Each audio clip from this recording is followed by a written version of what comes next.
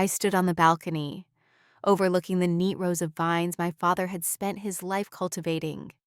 The cool Napa Valley air did little to soothe the exhaustion that had settled deep in my bones since his accident 6 months ago. My husband, Liam, was my only anchor, the one who brought me a cup of chamomile tea each night, promising it would help me rest. But tonight, as I pretended to be in a deep sleep, my heart hammered against my ribs. I watched through slitted eyes as he moved silently, not in our bedroom, but in my late father's private study, a room he knew was sacred.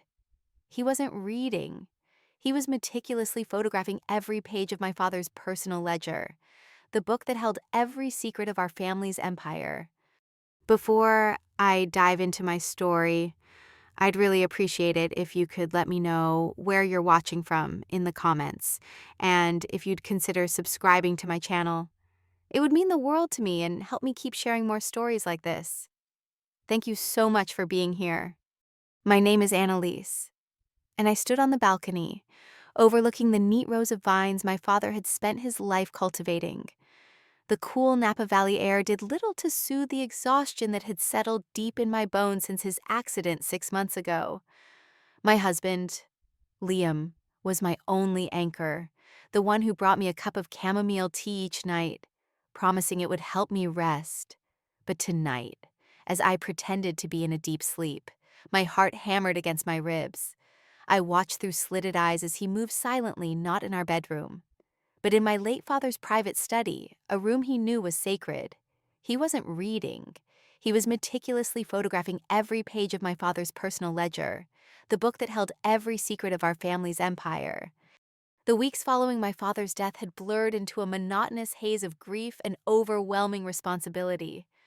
The weight of the Lockwood Vineyard, an institution in the valley, felt like a physical pressure on my shoulders. Every decision, from the harvest schedule to negotiations with distributors, was now mine to make. Liam had been a pillar of support, his presence a constant, reassuring warmth in the cold, empty space my father had left behind. He would sit with me for hours, listening as I talked through my fears, always ending the day with that same blue ceramic mug of tea, his hand gently stroking my back as I drank. Lately, however, a strange fog had begun to cloud my mind. It started with small things. I missed a crucial meeting with our French oak barrel supplier, something I had confirmed myself just the day before.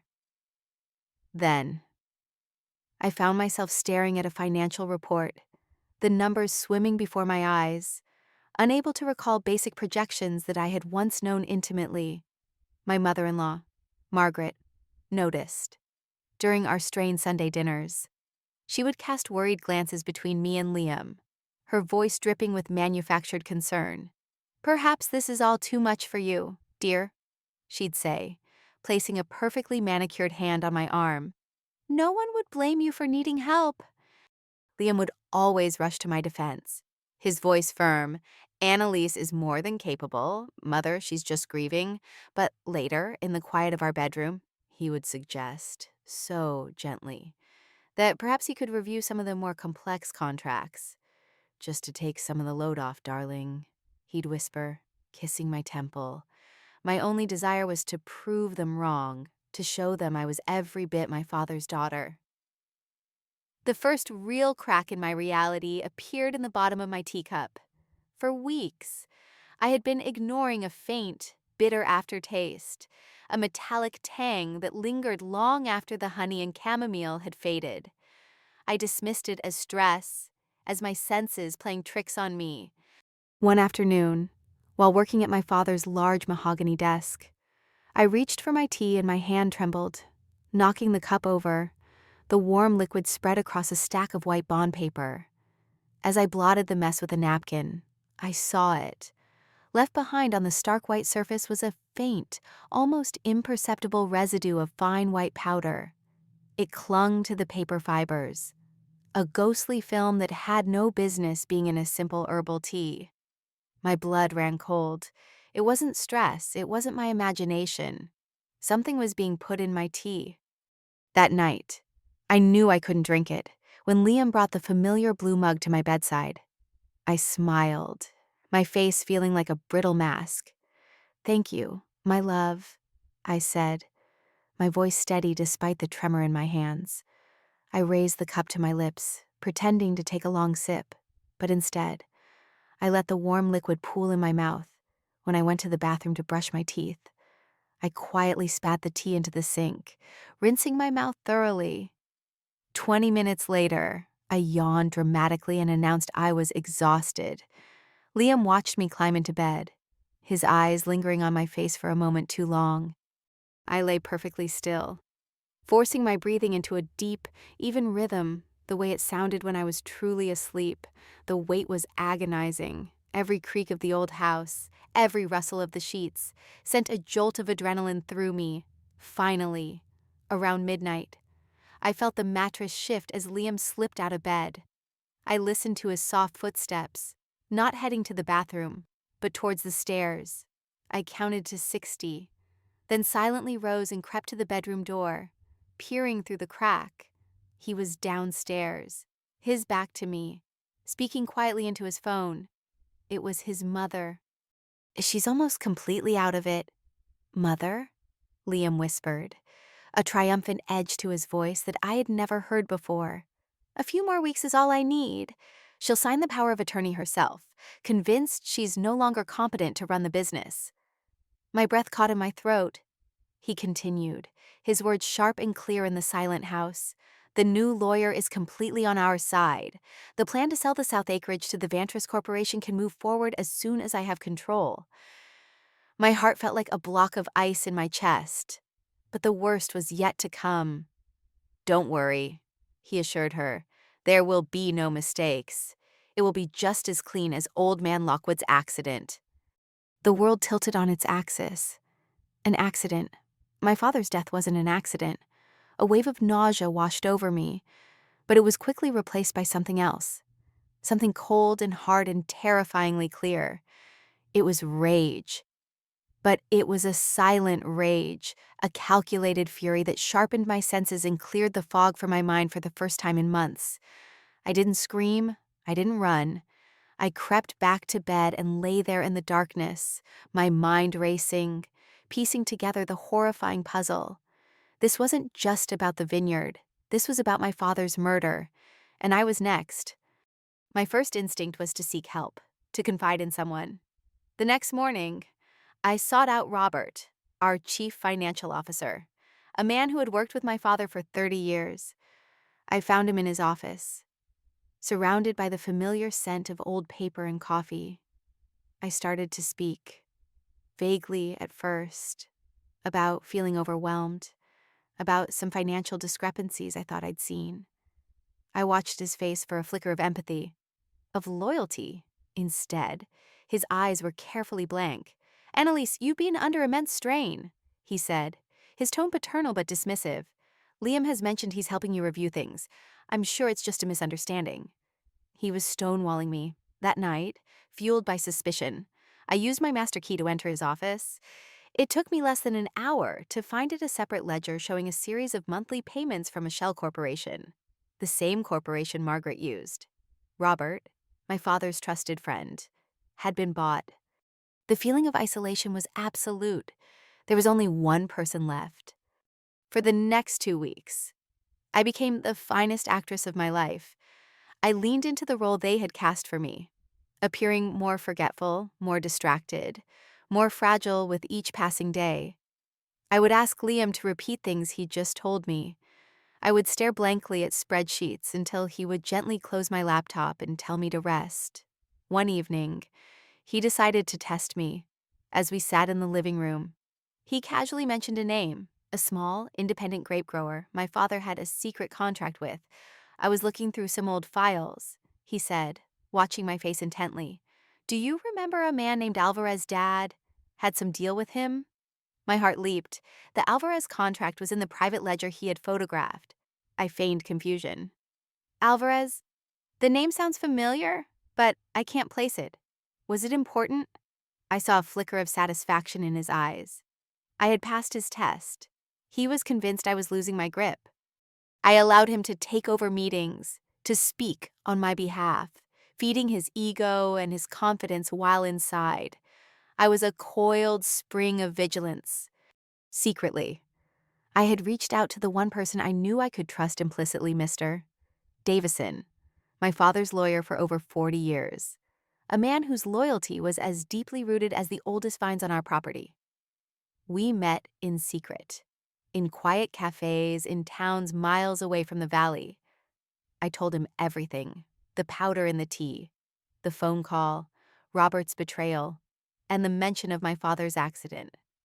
I watched the color drain from his face, his kind eyes hardening with a grim understanding. He didn't question me. He simply asked, "What do you need me to do?" Annalise. He suggested we hire a private investigator, a former detective he trusted. "We're not just dealing with fraud, Annalise," he said, his voice low. "We're dealing with something much darker." Together, we worked tirelessly.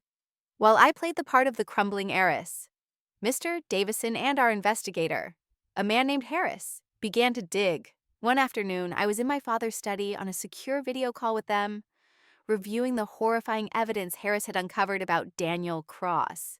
Suddenly, the crunch of tires on the gravel driveway echoed through the open window. My blood froze. It was Liam's car. He was home 3 hours early. "He's here," I whispered urgently, my eyes wide with panic. "I have to go." I ended the call, slammed the laptop shut, and shoved it back into its hiding place inside a hollowed-out legal encyclopedia on the bookshelf. I had just enough time to pull a random photo album from the shelf and open it on the desk when the study door opened. Liam stood there, a strange look on his face. "I thought I heard voices," he said, his eyes scanning the room. My heart was pounding so hard I was sure he could hear it. "Just me," I said, forcing a wistful smile. "I was just looking at old photos of Dad, feeling a bit sentimental." He walked over, looked down at the picture of my father and me as a little girl, and his expression softened. "Of course," he said, wrapping an arm around me. "I understand." The moment was a razor's edge of terror and relief, a stark reminder of the constant danger I was in. Harris's investigation went deeper. He discovered that Liam Miller didn't exist before 8 years ago. His social security number belonged to a child who had died in a car crash in Ohio. Our Liam was a ghost.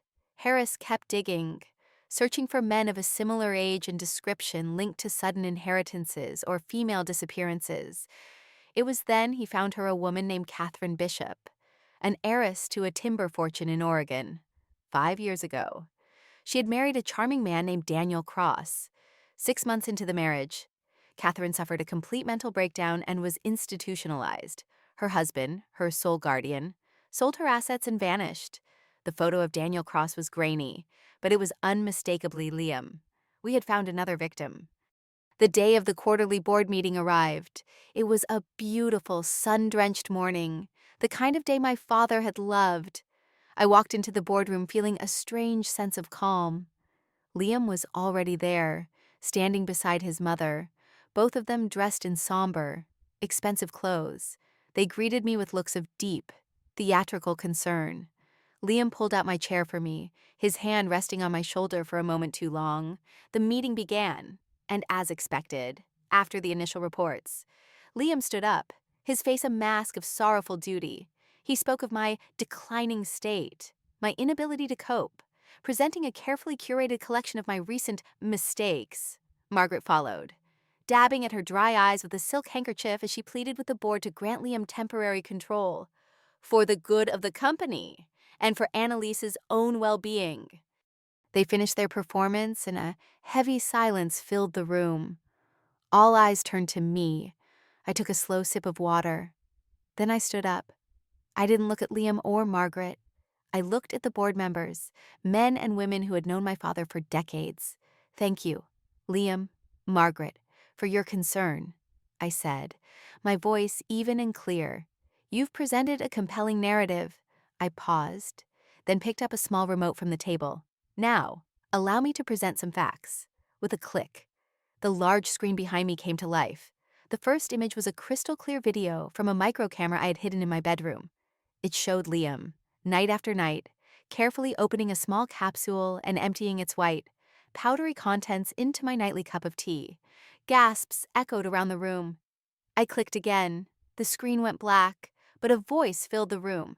Liam's voice, from the recording I had made of his phone call. She's almost completely out of it. Mother, it will be just as clean as old man Lockwood's accident. Margaret's face turned ashen. Liam stared at the screen, his mouth agape, his carefully constructed facade shattering before our eyes. Then came the final presentation, a side-by-side photo comparison of Liam Miller and Daniel Cross, followed by a picture of a smiling, vibrant Catherine Bishop before her breakdown.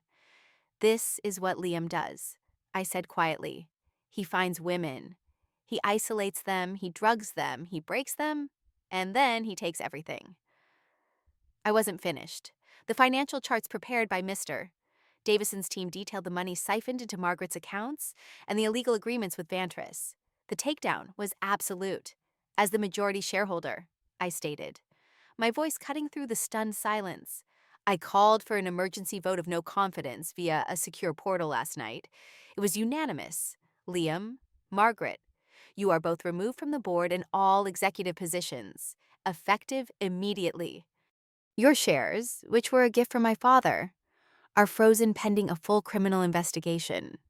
Liam and Margaret were escorted from the room, not by police, but by the firm's private security. There was no drama, only the quiet, profound humiliation of their complete and utter defeat. Mr. Davison would handle the authorities, presenting them with a case so thoroughly documented it was airtight. My war was over. Or so I thought. A few days later, while Liam and Margaret were out on bail and confined to their home, I was having coffee in town. A man in an expensive suit sat down at my table uninvited. Annalise Lockwood, he said, his smile not reaching his eyes. My employers at the Vantris Corporation are very disappointed. They feel this whole situation could have been avoided. He leaned in closer. Unfortunate accidents can run in families. It would be a shame if something were to happen to you before you had a chance to testify. The threat was unmistakable. This was bigger than Liam. Selling the vineyard was no longer just an emotional choice. It was a matter of survival. In the weeks that followed, I moved with a clarity I hadn't felt in years. I stabilized the company, reassured our employees, and undid the damage Liam had started. Then, I called one final meeting. I announced I was selling Lockwood Vineyard. The decision shocked everyone. They expected me to step into my father's shoes, to continue his legacy. But they didn't understand. My father's true legacy wasn't the land or the wine. It was the strength he had instilled in me. To honor him, I had to be free. I sold the vineyard not to a corporation, but to a cooperative of local winemakers who I knew would cherish it. Before I left for Italy, I did one last thing. I drove to the small, private cemetery on a hill overlooking the vines, where my father was buried. As I laid a bouquet of his favorite wildflowers on the cool marble, I saw a figure in the distance. Near the edge of the grounds, it was Robert, the former CFO. He was standing by his own family's plot. Our eyes met across the manicured lawn. He didn't approach. He just stood there, a man hollowed out by his own greed and betrayal. I saw no anger in his face, only a profound, bottomless shame. I gave him a slow, deliberate nod, not of forgiveness, but of finality. Then I turned my back on him, on the vineyard, on the ghosts of my past, and walked away without looking back. 6 months later, I was sitting at a small cafe in Florence, the warm Tuscan sun on my face. A sketchbook lay open in front of me, filled with ideas for a new life, a new business of my own. My phone buzzed with a message from Mr. Davison. It was brief. Both convicted, life sentences, justice for your father. I read the words and felt a quiet sense of finality. A week later, a thick envelope arrived at my apartment, forwarded by Mr. Davison's office. Inside was a handwritten letter. It wasn't from a lawyer or a detective, but from a woman named Sarah, Catherine Bishop's younger sister. She had read about the trial and had reached out to Mr. Davison. For 5 years, We thought our sister had simply lost her mind. She wrote, "We never knew she was a prisoner. You didn't just save yourself. Miss Lockwood, you gave us back the truth. You gave us back our sister." I held the letter, the paper soft beneath my fingers. A genuine smile touched my lips, not of vengeance, but of peace. The story was over, and a new one, entirely my own, was just beginning.